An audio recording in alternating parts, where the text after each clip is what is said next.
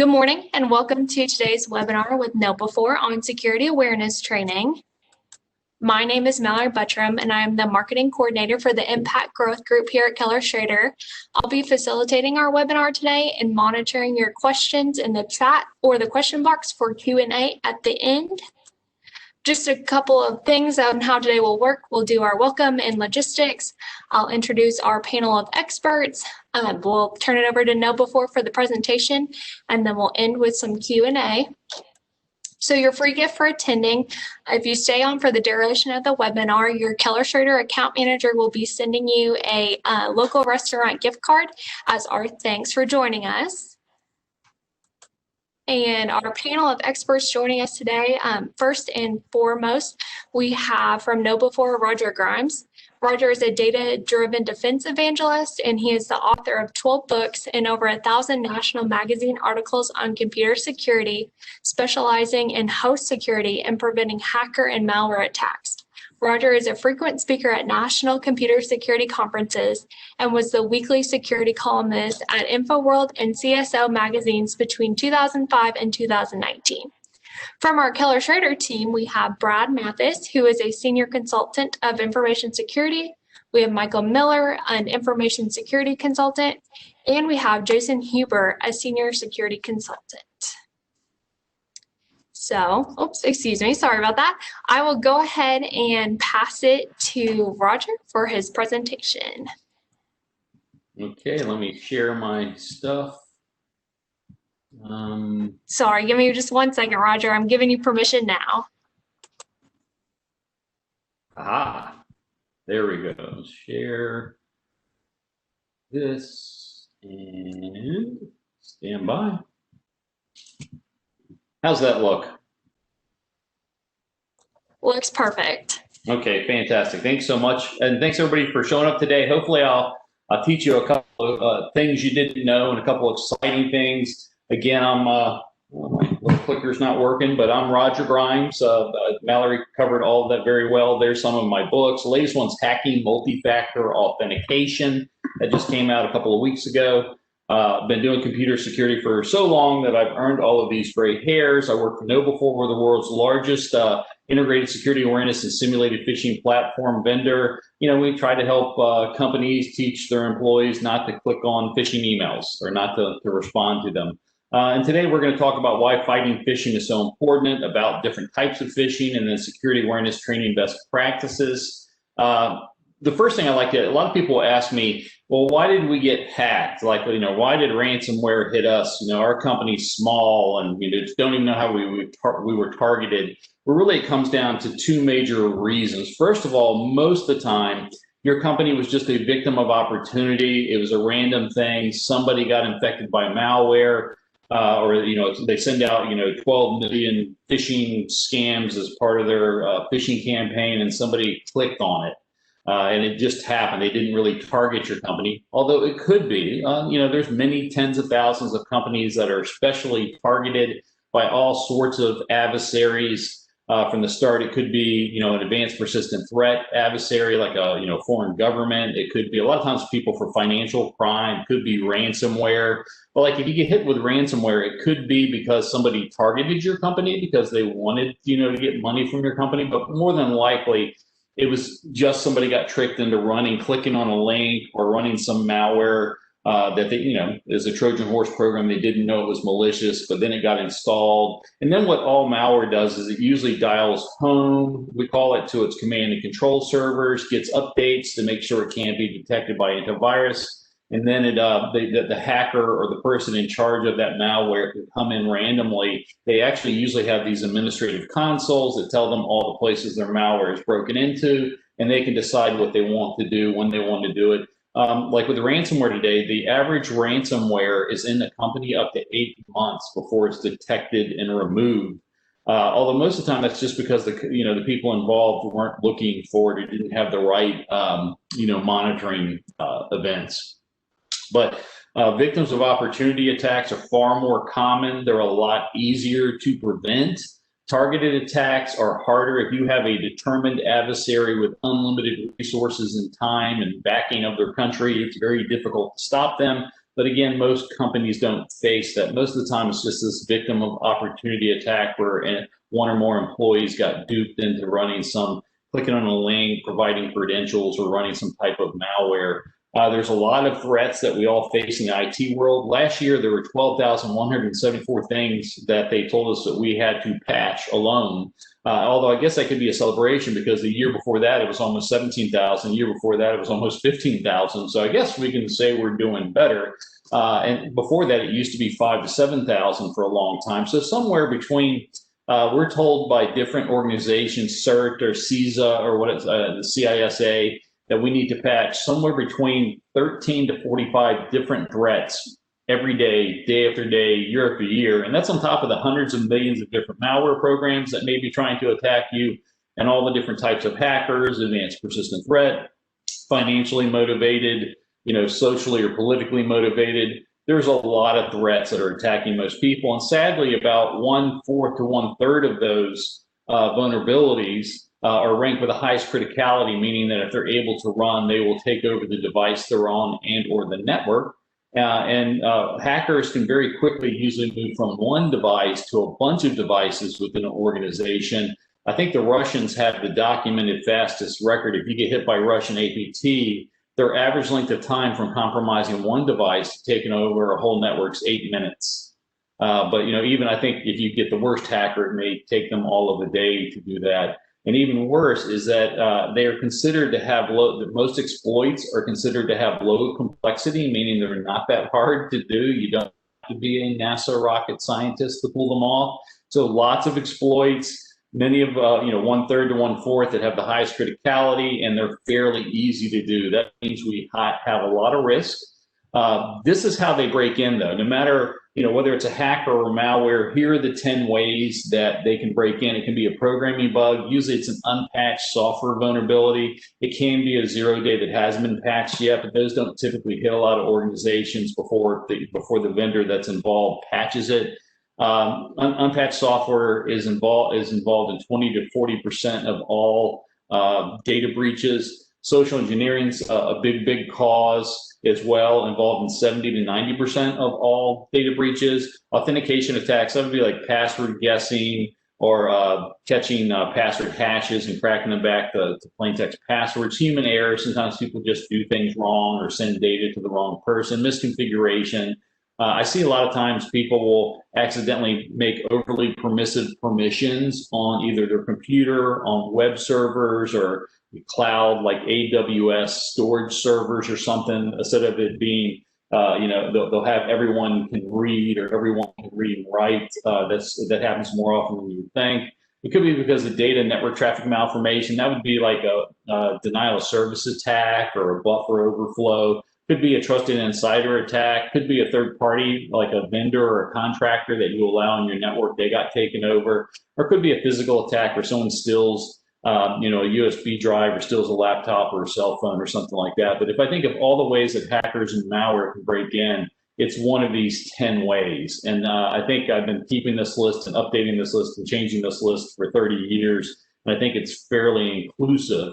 But what's important to remember out of that is that social engineering is responsible for the vast majority of attacks. 70 to 90% unpatched software is responsible for 20 to 40%. Those two things together account for 90 to 99% of the risk in most organizations. Everything else you can think of, misconfiguration, trusted insider attack, eavesdropping, those sort of things, they only account for altogether 1 to 10% of the risk. Although I tell people, don't trust me because I work for KnowBe4 and I have every incentive to tell you that social engineering is the #1 reason why people get compromised. What I would say is use your personal experience. In your organization, when you got hit by malware or something, how did it get in? It was probably unpatched software or social engineering. At home, if you got hit, how did you get hit? Probably social engineering and unpatched software. If you read about a story or a hack in the newspaper or hear it on the TV or the radio, how did they get in? Usually social engineering or unpatched software. There are people that occasionally get hit some other way, but it's usually that way. And let me say, it's been this way for 30 years. Social engineering and unpatched software have been the #1, #2 ways that people and companies get compromised since the beginning of computers. Certainly since I've been in them since 1986. Sometimes unpatched software has been number one. Sometimes social engineering has been number one. Since 2009, social engineering has been the number one way, and it doesn't look like it's going to reverse because unpatched software, someone that's trying to compromise you using some type of software exploit has to code it for the particular platform. They have to worry about whether you're on Windows or Linux or Unix or Apple or something like that, or Android or iPhone. Social engineering works no matter what platform you're on. So phishing, what is phishing? It's the process of maliciously masquerading as an attacker, maliciously masquerading as a trusted entity to acquire unauthorized information, usually log-on credentials, or creating some desired action. And that desired action would be something like usually running a Trojan horse program, or sending them files accidentally, or paying an invoice, or wiring money to the wrong place. So it's the process of maliciously masquerading as a trusted entity. It could be a brand, an organization, or a brand, or it could be a person. They're faking being your boss, or faking being a coworker, or some trusted vendor that you talk with. And they have criminal intent. They're trying to steal money or do something else. And there's many different types of phishing attacks. They usually come in email or on the web or something like that, but they can also come in instant messaging and social media and on your phone and stuff like that. So very common. We're all used to the email examples. I love a lot of the email examples are where they'll fake being a particular vendor like PayPal or Microsoft, and they'll claim, hey, we saw unusual activity. Click in here, log into here to see if it was you. But if you look at the URLs that are associated with it, like in that first one, it's like ePayPal. So it's not PayPal.com, it's ePayPal at some other place. It wasn't from PayPal at all. The other one claimed to be from Microsoft, but it really is just this random address that was sent from a public email account that was run on Outlook.com. But again, very common email examples trying to trick you into clicking and putting in your login credentials so they can steal it. But they could fake being like they're from Twitter or LinkedIn or Facebook. I love this one where Facebook apparently is sending you a message saying, click here to update your Facebook, like cloud software would require you to install something. But if you don't know, you don't know. I like the example of Twitter in the background there because, anything coming from Twitter should be from twitter.com. But if this one's coming from mobile-authentication.00webhost.app, right? It is not twitter.com. Looks like twitter.com, but not twitter.com. And the LinkedIn, if you look at this link, they're trying to get you to click, it's LLLinkedIn.ni. And I don't know, where's NI go? Nigeria probably, or something like that. But it's not LinkedIn.com, it's LLLinkedIn, or linked, not even N, to Nigeria. A lot of people get tricked on social media where someone say, they'll say, oh, let me, I want to be your friend, or, your connection, or click here for this funny video or something like that. A lot of times, or especially these extensions where you'll get this invite from who you think is a friend, but really it's asking you to install an extension, which is a script or software program, and that's a malicious backdoor Trojan. I remember one time a friend of mine got compromised, and he was blaming Windows, like Windows sucks, and he worked for Microsoft. I said, and I looked in and found that he had actually installed through social media a Trojan. His friend had invited him to look at a car video of some sort, a car racing video, because he was into cars. But it said, hey, if you want to watch this video, you need to install this codec. But that codec was just a Trojan horse program. And so anyways, I remember saying, hey, you can't blame Windows because you installed some malicious software program. This happened a couple of months ago. Remember when somebody, some kids, 2 or 3 kids had compromised some Twitter employee accounts, and then they posed as Bill Gates and Elon Musk and Obama and stuff like that, and said, hey, I love this scam. Hey, we're giving back to the community. If you send me $1,000 of Bitcoin, I'll send you $2,000 back. I'm only doing this for the first 30 minutes. I remember because I got this tweet. I remember thinking, who in the world would ever fall for this? Turns out thousands of people lost money. And they captured these, they actually eventually arrested these kids because they bragged about it and that sort of stuff. But it was funny. It's one of the kids, I'm located near Tampa, Florida. And one of these kids is in Tampa, Florida. He got arrested, and they put his pretrial motions on Zoomed In. They let the judge handle who could, and they made a public announcement so anybody could log into Zoom to watch this trial of this kid. And they didn't lock it down, and they made the judge in charge of the trial to be the person that would allow who could or couldn't be and zoomed in. So of course, within minutes, the zoomed in call was full of child pornography and the judge trying to kick people out. But I'm like, what did y'all think was going to happen? You arrested some kid hacker, like his hacker friends wouldn't be in there trying to bust on that channel. And then who made the judge in charge of being the person that would have to kick people off the Zoom channel? Just crazy. We see a lot of these business email compromise scams, or they're trying to get you to pay this fake invoice or something like that. Here's one that was sent to me when I was at InfoWorld. And it's like, hey, you've got to pay this bill of lading. It, of course, didn't work for me because I was just a writer. I didn't pay invoices for them. But I could see that it was claiming to be from Maersk, which is the world's largest shipping container company. But it's really coming from like Poland. Instead of coming from Maersk.com, as you'd expect, when I look at the URL or the sending email account, it's really coming from onlinealex.com.pl from Poland. It's not coming from Maersk.com. So I'm certainly not going to download the attachment and pay it.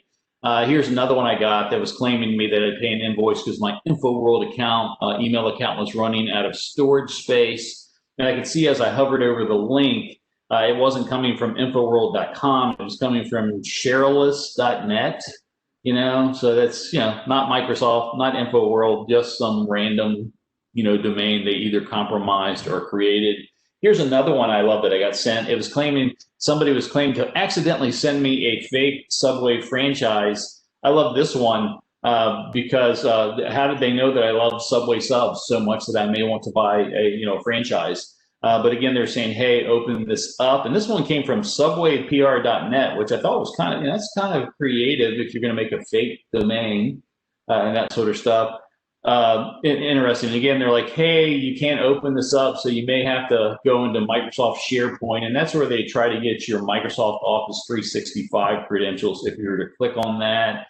Here's another one that we just saw a couple of months ago. This one's interesting. It's a fake training notice purporting to come from KnowBe4, my employer, saying, hey, click here. You have to take the security training. And it's very much like an email that you might get from us, but the link, when you hover over it, first of all, the link doesn't say knowbe4.com. It actually says knowbe.e4.com, which I think is, I gotta say it's a little bit creative. But really the link, if I hover over the link, I see that it really goes to turbobuilder.ru in Russia. So good, this is a good hint to know that this really didn't come from KnowBe4. But I'm sure there are people that it could have, our customers that could have fallen for this. We think it's a really sincere form of flattery that people are trying to create emails from us, claiming to be from us, phishing emails versus the simulated phishing emails that we might send. Here's some more. We certainly, during COVID, started in March, we saw 6,000% increase in phishing attacks leveraging COVID topics. That's kind of died down lately, but we certainly think that with the next round of PPE and the vaccines coming out, that we're going to see a huge increase, right? And we're already seeing these vaccine notices and stuff like that. So it's not 6,000% increase. It died down, but we're starting to see an increase again. And when the vaccines come out, we're certainly thinking we're going to see a lot of COVID-related phishing. One of the best ones, one of the earliest ones we saw was this, they like, click here to see how bad COVID, and it was this COVID heat map, infection heat map. That entire thing was bogus. And if you clicked on it to see how your local environment, local community was doing, it would try to infect you. So pretty wild. It looks really official, but it's completely fake. We also see a lot of phishing that comes in from SMS, short messaging service on people's cell phones. Where they'll say, hey, Wells Fargo, like I'm not a Wells Fargo customer, but it's telling me that my account is locked, and click here. The good thing is that when you see a link in SMS, you don't have to hover over it. What you see is what is truly the link, but they use link URL shorteners, so you don't really know where it's going to go. But you can see that, that it's spam stuff. Sometimes, IRS, here's your IRS code, and you're like, hey, why is the IRS doing that? Or probably one of the most famous ones these days, popular ones, these fake Fed Express Amazon Prime delivery notices. Click here because you weren't home, you know, that sort of stuff. Here's one that's easy. SMS is really unauthenticated. If you don't know, the only way that you know, SMS can come from any phone number. The phone number can be faked. It can even come from a short code. And the problem is, unless you recognize the phone number, you don't really know who it is from. So there's a lot of fake recovery notices in SMS, like, hey, we're from, you know, you could send to somebody that you know that uses Gmail. Hey, we're from Google Security. We've detected a rogue sign into your good guy at Gmail account. In order to determine a legitimate login, we're going to send you a verification code to your previously registered phone number from another Google support number. Please retype this sent verification code in response to this message, or your account will be permanently locked. You have to give some type of stress-inducing thing, saying we're going to delete all your Instagram pictures or whatever. But that isn't from Google Security, but you don't know because you don't know the phone numbers Google Security would really use. Then the attacker would go to that person. They'd have to know their email address and phone number to do this attack, but then they would go and act to that person's email account in Gmail and go, hey, I forgot my password. Gmail's nice. Go, hey, do you want to use the last password you used before this one? You say, no, I want to try another way. It gives you 4 or 5 ways. They say, oh, I want you to send me a verification code to my cell phone. The victim gets a real Google recovery verification code. If they type that back into this particular message here, the attacker gets that recovery code, takes over the account, changes the password and the phone number, and now has complete control of that account. This happens all the time, thousands of times a day. It happens a lot over voicemail or voice phone calls. So they go, hi, you know, Roger, this is Bank of America or Wells Fargo. Did you buy 2 tickets from Dallas, Texas to Nigeria? You didn't, Mr. Grimes? We didn't think you did. It seems suspicious, so we stopped those. But we see $50,000 of other charges that we also don't think are yours, but we need to have you confirm each one. But we need to confirm you first. Please tell us what your login name is. What is your password? Okay. We're going to send you a reset code, or we're going to send you a verification code. And then you need to tell us that code correctly so that we know who you are, you know, who you say you are. And when the person gets that code kind of in the same way, the attacker then takes that code, takes over the account, and then starts stealing the $50,000. Again, this happens thousands of times a day. When someone calls you on a phone and claims to be from Marriott or Google or, you know, wherever, you don't know where they're from, right? And many times you can't even call a number that a well-listed public phone number and get to that person. So it's just kind of sadly, we don't have a lot of verification for phone calls and SMS messages today. Again, it's very, you know, probably the most common voice phone phishing is, hey, I'm from Microsoft and we're here to get rid of a virus you have, or we've detected a virus on your system. People, you know, I laugh, I worked for Microsoft for 11, 12 years, and Microsoft never proactively calls anybody about anything. You know, even if you had $300 and knew which number to call, if you found the right number and called Microsoft and offered them your credit card, there's a good chance they would not help you. But people that don't know this think that Microsoft somehow has detected a virus and is proactively calling them. They get tricked into installing malware that then actually just happens to find 50 viruses, and it's like, hey, you know, you need to buy this antivirus, and they buy it. So they've not only been compromised by malware, they're not only letting the people into their computer remotely, but then they're actually giving up their credit card number and getting charged in that credit card number. And this is an entire industry in India and other places over there in Asia, you know, where there are 1,000 employees, and that's what they do. There's even, it's so popular in India and Pakistan and other places that it literally is a sitcom on Netflix. And then I've seen, I think, at least 2 shows that literally evolve around tech support people. You know, that's how relevant it is. I get this one all the time, where Karen Stewart calls me to tell me about my federal student loan. Well, I paid off my federal student loan like 30 years ago, but she calls me all the time. Whenever I call Karen Stewart back, when she calls me, I never get Karen Stewart. I always get some other person that claims that she's busy or whatever. But I wonder how many people get faked into thinking they're paying off their federal student loan.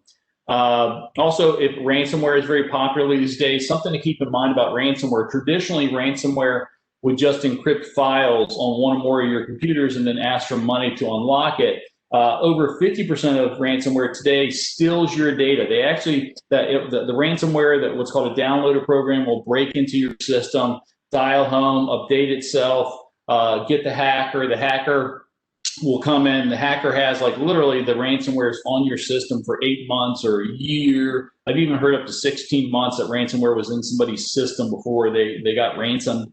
But the hacker will look around and figure out how much money they can charge you, because they charge different smaller companies smaller amounts than larger companies. And they try to find the crown jewels of what if they actually steal the data and then say, hey, if you don't pay us, we're going to release that data, your crown jewels, your intellectual property, your emails. I don't care how good of a company you are, you probably don't want your private emails leaked to the outside.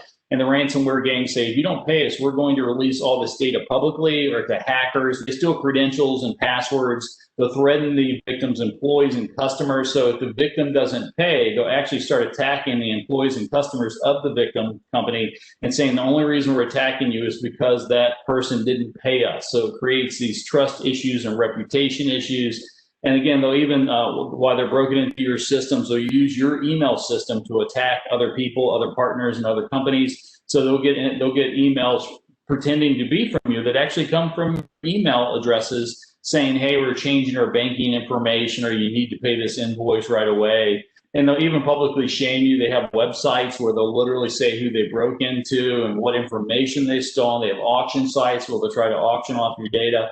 But all of these things, a backup will not save you. You have to have a good backup because, ransomware still encrypts files, and you have to have a good tested backup and restoration process to save you. But all these other things used to be, this just started about November, December of 2019. Now, so it was just one, it was called the Maze ransomware program, which the Maze ransomware gang just retired a couple of weeks ago, strangely enough.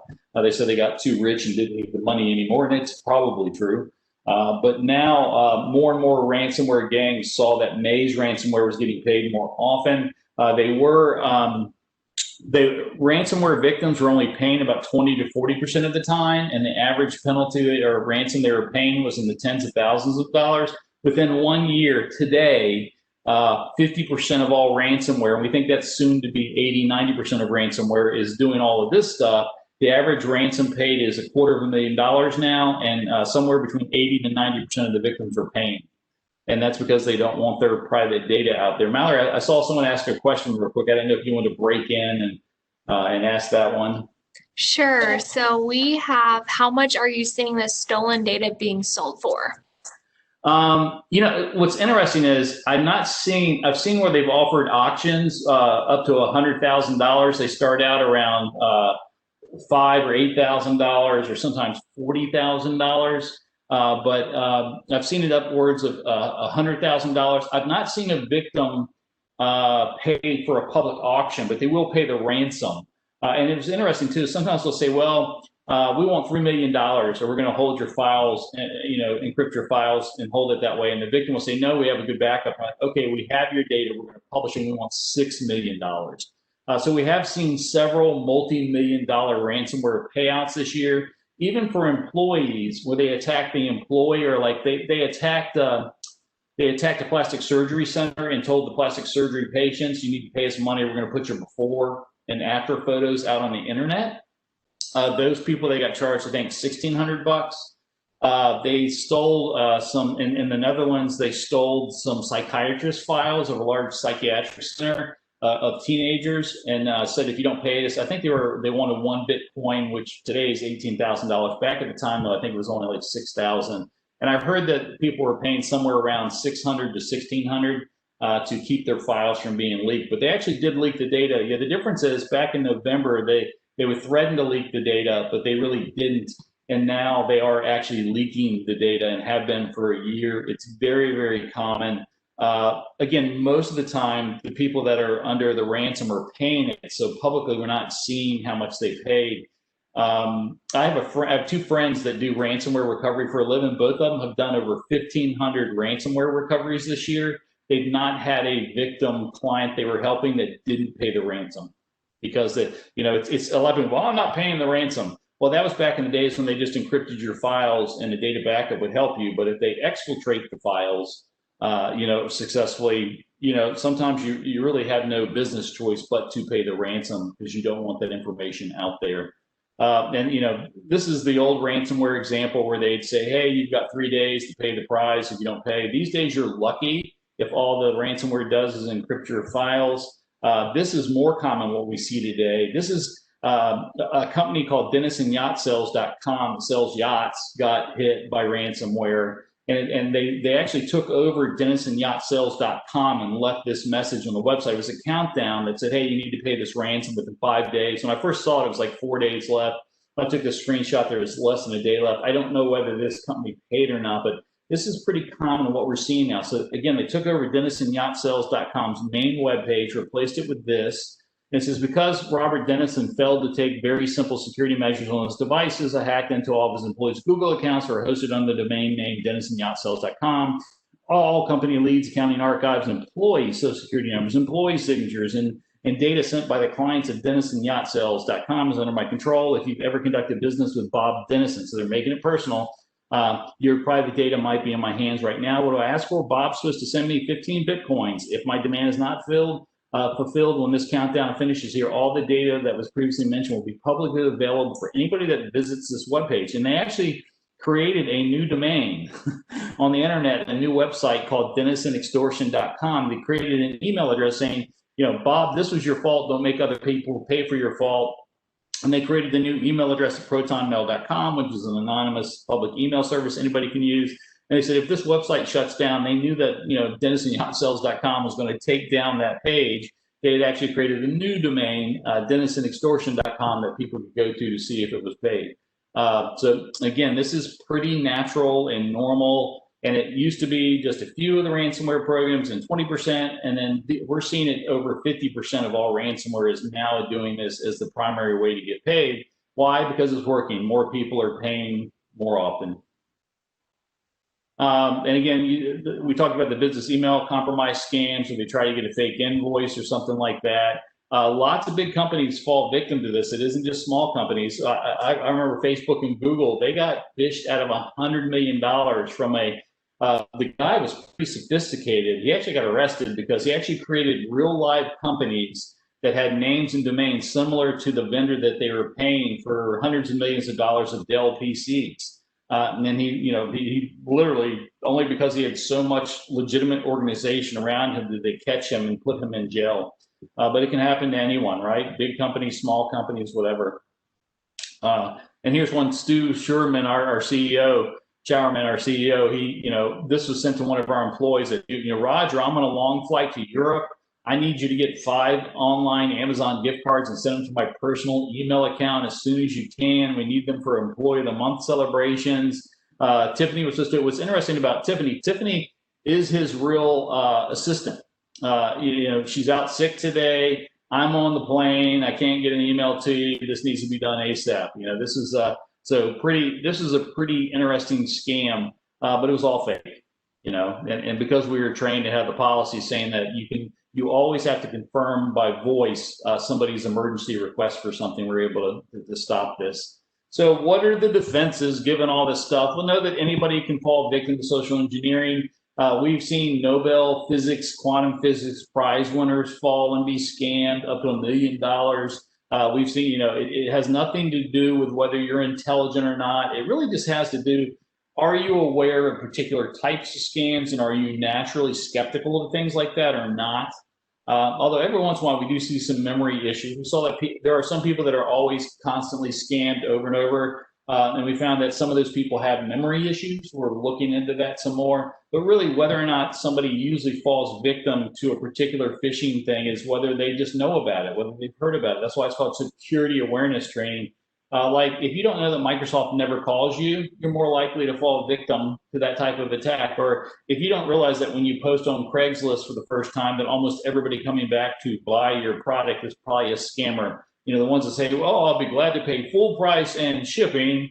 And then you get an overly large check and you don't know that these checks will be cashed by your bank, but you'll be responsible for it days later. If you don't know that Craigslist is full of scammers, you just don't know. So you want to make people aware of the different types of scams, and you want to do everything you can every time you're trying to fight any type of cybersecurity or any type of threat, you want to do it with a combination of policies, technical controls, and technical controls are, like your firewalls, your antivirus software, content filtering, secure configuration, and training, because no matter how good you are with your policies and your technical controls, some amount of badness will get by, and you need to train your employees how to spot that badness and then how to respond correctly, which is hopefully to report it and to delete or ignore it after they report it.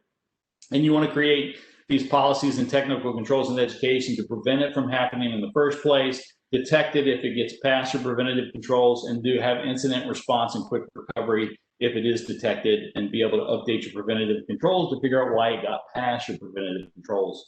So you want to take the a best case approach to it, defense in depth. And if you want to know everything you can do to fight phishing, I do have a 1-hour webinar that you can go download and watch. It literally is 100 slides long. It talks about everything you can do to fight phishing, including using SPF, DKIM, and DMARC. I even have an hour webinar just on SPF sender policy framework and domain keys identified email, how you can enable that, why you should enable that.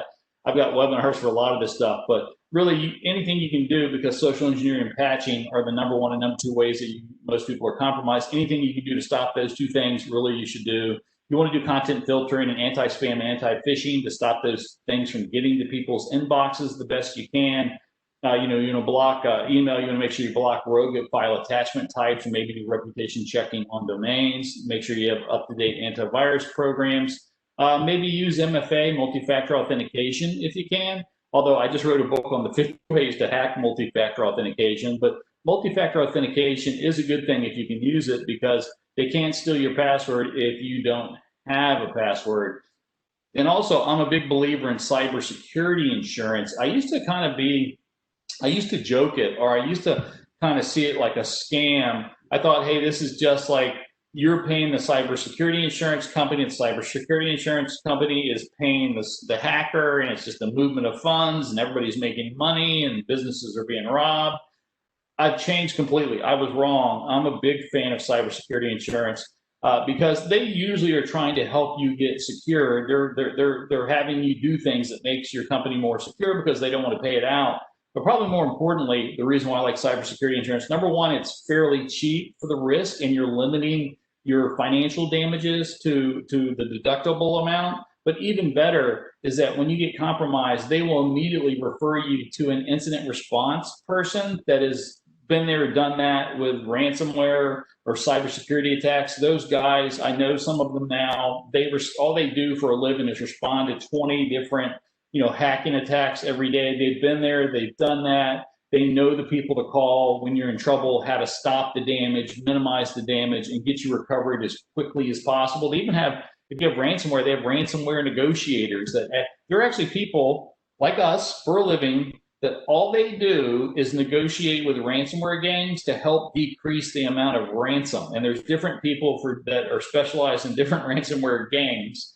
It's wild to me that your day job could be that you're a hostage ransomware negotiator, but that's what they do. And the cybersecurity insurance incident response brokers have those contacts. You don't want to be using your local computer company that's only done one or two of these. You want to use the surgeon that knows how to get the kidney out really quickly, that even the nurses themselves would use if they or a family member got sick. You don't want to use somebody that hasn't done it a whole lot. But anyways, I don't have time to cover all of them today. But if you're interested in literally every single thing I could think of to fight phishing, go look at that Ultimate Phishing Guide webinar. It's 100 slides. I'm actually working on an ebook that should be out in a couple of weeks on KnowBe4 that covers all of that information. So if you prefer to read about it and look at it versus hear about it, you can go download our free ebook that should be out in a couple of weeks. But here, if someone's asking what's the top 5 things I should do to fight phishing, well, you want to mitigate social engineering as best you can, again, using a combination of policies, technical defenses, and education. You want to patch your internet accessible software, your operating systems, your listening services like RDP, your web servers, your databases, anything. If an attacker can get to it from the internet, they're going to try to see whether you're patched or not. So make sure you're patched. It's always good to use non-guessable passwords. They don't necessarily have to be super long and super complex. They just need to be hard enough that it's not easier for a password guesser to guess them. So, they shouldn't be password or converti or 1, 2, 3, 4, 5, 6, 7, 8. Or you may want to use multi-factor authentication. Again, that can help you in a lot of cases. Multi-factor authentication is a good thing. There's still lots of ways to hack multi-factor authentication, so it's not perfect, but it's good. It reduces the risk of somebody trying to steal your password. Again, if you don't have a password. I'm also a big believer in that you should teach yourself and everyone around you how to spot rogue URLs. The most common trick with phishing is for someone clicking on a URL that pretends to be from Microsoft or KnowBe4 or whoever, but really isn't. I do have articles and a webinar that can teach you how to spot these rogue URLs. Also use least permissive permissions. You shouldn't be logged into your device as admin or root all the time. You shouldn't have people that are logged in all the time as the main admin. You shouldn't have services running as the main admin or enterprise admin, that sort of stuff. You want to make sure that when you set up websites and shared drives and cloud drives that you're using the least permissions permissible. And again, I'm amazed at how many websites when I go to have everyone or what's called the world in Linux full control. Like people just set it up wrong. We're also big believers in security awareness training, which you're trying to help create a healthy culture where people are skeptical of things that can be used against them. You want to train users how to spot those bad malicious things and how they should respond, which hopefully is to report it. Again, we believe in security awareness training. You should fish and also simulated phishing tests. You should do training monthly or more often and simulated phishing tests monthly or more often. You should teach end users how to hover over URLs every single time before they click. Tell them that if they're not sure whether it's legitimate or not, they should chicken out and let somebody else investigate. And if you're interested, if you're an admin and you want to know how to investigate emails to see whether they're phishing emails or not, I have a course there. You can investigate. It's a 1-hour course that tells you how to read email headers and do other forensics investigation tools and methods to determine whether that email is good or not. Also, if you go to this link or you email me at rogerg@knowbe4.com, I'll send you this PDF that has the 20 most common social engineering red flags that everybody should know. It's a PDF. You can share it around your network. You can publish it on your website. You can do whatever you want with it, except for modify it or change the branding, of course. But that's a really good PDF to send around to employees and coworkers and people like that. I even created the red flags. I think it's only 12, the most common rogue URL tricks that an attacker may try. Again, you can download it from that link below in this talk, or if you email me at Roger, ROGRG at knowbe4.com. I'll send you both of these PDFs. We know for sure that doing this sort of training works. We're big believers in that if you train your employees, including doing simulated phishing tests at least once a month, and use the simulated phishing test to see how well people are getting the education and see who needs additional training, that you can significantly reduce the risk of people being tricked by phishing. Matter of fact, we found we've been in business 10 years, that our average customer that does what I just said, which is do monthly training and simulated phishing campaigns, that you can reduce the phish-prone percentage of that's the amount of people that will click on a phishing test from just under 40% to less than 5% in less than a year. It's a significant reduction in risk. And you want to use a combination of videos and posters and games. The simulated phishing test, where people will try to pick whether, and you tell them report it if you think it's a phish, it becomes kind of a game and it's part of the education. But you just want to make sure that you use a combination of things that works. You want to train like you're a marketer, right? Think about how many times you see the same commercial over and over again. Sometimes you even hate it, but you remember it. So you want your training to be, frequent, redundant, and entertaining. You want people to always have a longer, broader training when they're hired and at least annually thereafter. And then ongoing monthly, you want to do short little things, right? Little things they can read quickly, 1 or 2 minute videos, the PDF posters, that sort of stuff. And then more training as needed if you find somebody that that seems to click on too many real or fake phishing tests. And you want to have different types of phishing depending on types of roles. And like trying to tell someone to be aware of the fake wire transfer request, that's not really useful to an employee that can't do wire transfers, right? That's really useful to people that can send money, but most employees can't send money, and so they don't need that sort of training. You also want to put in, different phishing things or different events and times of the year. If there's something notable like the election or COVID or an earthquake or celebrity dies or something like that, it's going to be phishing fodder. And so you want to keep your phishing test and information and training up to date. You want to mix in general topics too, like the most common clicked on phishing tests that we have are in the real world is the click here for a free Dunkin' Donuts coupon. It was clicked on so much, so phishers use this click here to get a free Dunkin' Donuts coupon. Second best is probably the click here for a $20 Amazon gift card. Take a survey and we'll send you a $100 Amazon gift card. Those are phishing emails usually, or spams at least. But it was the Dunkin' Donuts one was clicked on so much that Dunkin' Donuts actually accepted the fake coupon for real donuts and now sends out emails with the coupons for free donuts, which makes my job of educating people, telling them what to click on, just tougher. But that said, I love Dunkin' Donuts, as a treat. Remember that you need to test on just more than email. Email and websites are the two most common ways people get phished, but it can happen. We're seeing it more and more through SMS and voicemail and stuff like that. So you want to educate people across all of those. It's also really good if you send a simulated phishing test and if they fail it, that you immediately tell them what they failed. We have what's called these social engineering indicators where if they click on a simulated phishing test, we immediately will tell them, hey, here's the 5 things you should have noticed, that it had incongruent send and from addresses, or it had a really weird subject, or it had a malicious file type or something, but nothing's like immediate training. That gets the most feedback, the most bang for the buck. Again, you want to keep it topical. Like when Anthony Bourdain committed suicide and Kate Spade, there was a lot of spams that week, a lot of phishing that was around that. The American election, there's a lot of, Trump won, Biden won, right? The scammers don't care who won. They're just trying to get some clickbait to get somebody to click on something. So you want to make sure that people are always up to date. We have what's called the scams of the week and scams of the month and scams of the quarter, that if you subscribe to us, will automatically, there's a section of the that you can enable that literally just keeps you with the most up-to-date scams that there is. It's always good to give people a way to quickly report suspected phishing attacks. We have a phishing alert button anybody can download for Outlook and Gmail that literally they can just click on that and it sends it. It's predefined to send it to whatever email address the admin wanted to go to. That allows admin to to get a sense of what type of phishing is going on in their environment. It's always good to get data, so you know who needs to have more training, which departments or locations. There's always, some people that are more susceptible to phishing than others, and it's good to get the data so you can figure out who needs more training.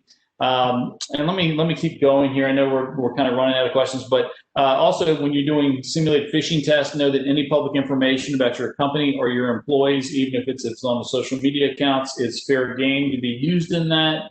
30% of data breaches are due to repeat offenders, frequent clickers, so they need to have more frequent training. We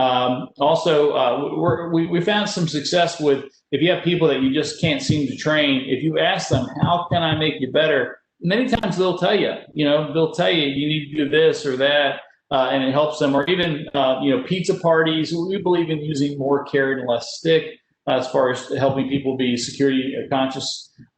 Free pizza, gift certificates, team parties. I even talked to the CEO that said he gives every employee that doesn't click on a simulated phishing or real fish $1,000 as a bonus every year. And I said, isn't that expensive? He said, no. He goes, social engineering. Roger, you told me that social engineering is responsible for 70 to 90% of all malicious data breaches. Because that $1,000 I'm spending is a whole lot cheaper than my company being compromised. It's a lot cheaper. And you know what? I somewhat have to agree. But I'd hate to be the person that clicked on a simulated phishing attack or two and missed their grand. It'd be terrible just to miss one.